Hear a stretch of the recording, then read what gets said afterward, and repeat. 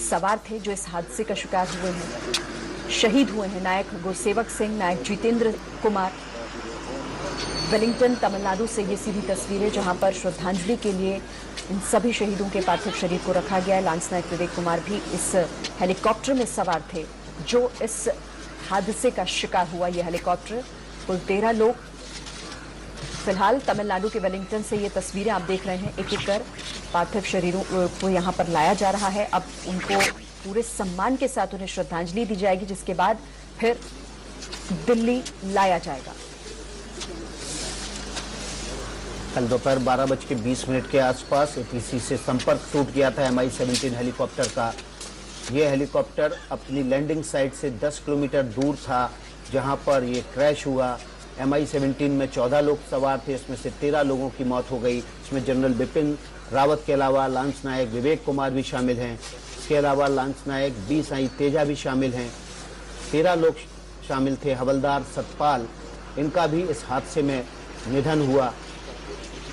चश्मदीदों के मुताबिक हवा में ही हेलीकॉप्टर में धुआं उठता हुआ दिख रहा था और जब हेलीकॉप्टर ग्राउंड जीरो पर क्रैश साइट पर गिरा तो उसमें गिरते ही आग लग गई, जिसके बाद ज़्यादातर लोग 80% तक जल गए थे।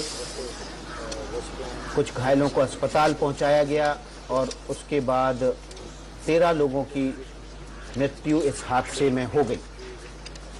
कल देर शाम को इंडियन एयरफोर्स की तरफ से एक बयान जारी कर इस हादसे की और तमाम जो अधिकारी इस हेलीकॉप्टर में मौजूद थे उनकी मौत की पुष्टि की गई। जनरल बिपिन रावत भी इसी हादसे में शिकार हो गए। उनकी पत्नी मधुलिका रावत भी उनके साथ सवार थी।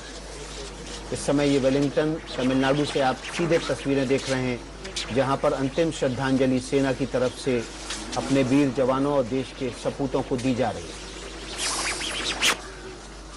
कुन्नूर में ये हादसा हुआ, हेलीकॉप्टर हादसे का शिकार हुआ, जिसके बाद इन सभी को वेलिंगटन में ही एक अस्पताल में एडमिट कराया गया था। 13 लोगों की इसमें मौत हो गई, शहीद हो गए, जिसमें CDS बिपिन रावत के साथ ही उनकी पत्नी भी शामिल हैं। हालांकि ग्रुप कैप्टन वरुण सिंह, वो भी इस हेलीकॉप्टर में सवार थे, वो जिंदा बचे हैं। उनकी भी हालत काफी नाजुक बताई जा रही है। उन्हें बताया जा रहा है कि उनको भी काफी इंजरी हुई है, उनका अस्पताल में इलाज जारी है। लेकिन फिलहाल तस्वीरें आपको हम दिखा रहे हैं वेलिंगटन की, जहां पर इन सभी शहीदों के पार्थिव शरीर को श्रद्धांजलि के लिए रखा गया है। यहां पर सभी अंतिम दर्शन करेंगे, श्रद्धांजलि अर्पित करेंगे। एक एक कर कुल 13 लोग जो इस हेलीकॉप्टर में सवार थे, लेकिन लैंडिंग से पहले ही किसी वजह से यह हादसे का शिकार हुआ। हेलीकॉप्टर गिरते ही इसमें आग लगी, जैसा कि आसपास के लोगों ने बताया, और 13 लोगों की जान इस हादसे में चली गई। पूरा देश इस समय शोक की लहर में डूबा हुआ है। जनरल बिपिन रावत समेत 13 लोगों की इस हादसे में मौत हुई है। हमारे साथ हमारे सहयोगी और रक्षा मामले कवर करने वाले नीरज राजपूत जुड़ गए हैं। नीरज, सभी 13 लोगों को अंतिम श्रद्धांजलि वेलिंगटन में दी जा रही है। बिल्कुल विकास, और साथ ही जितने भी लोग उस हेलीकॉप्टर में सवार थे उन सभी को श्रद्धांजलि दी जा रही है। ये श्रद्धांजलि दी जाती है सैनिकों को, और जो साथ में उनके जो सीनियर ऑफिसर्स जो साथी हैं वो देते हैं। वो एक तरह से उनको कहीं ना कहीं उनका ग्रेटिट्यूड, उनका शुक्रिया अदा करते हैं कि उन्होंने देश सेवा जिस तरह से की है। चाहे जनरल बिपिन रावत हों, चाहे उनके डिफेंस एडवाइजर हों, ब्रिगेडियर एलिस लीडर, जिनका बहुत जल्द प्रमोशन होने वाला था मेजर जनरल रैंक के लिए।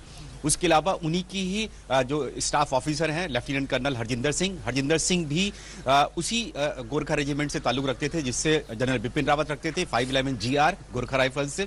और इसके अलावा 4 पैरा कमांडोज जो कि उनकी सिक्योरिटी में लगे रहते थे हमेशा, क्योंकि VVIP सिक्योरिटी मिली हुई थी, इसलिए उनके साथ 4 पैरा कमांडोज हमेशा तैनात रहते थे।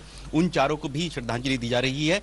इसके साथ ही जो बड़ी किसी भी एक अफसर के साथ जो बड़ी रहता है, उनके बड़ी भी थे हवलदार सतपाल राय जो कि असम के रहने वाले थे, वो उनके साथ हमेशा रहते थे, वो भी इसी गोरखा राइफल से ताल्लुक रखते थे।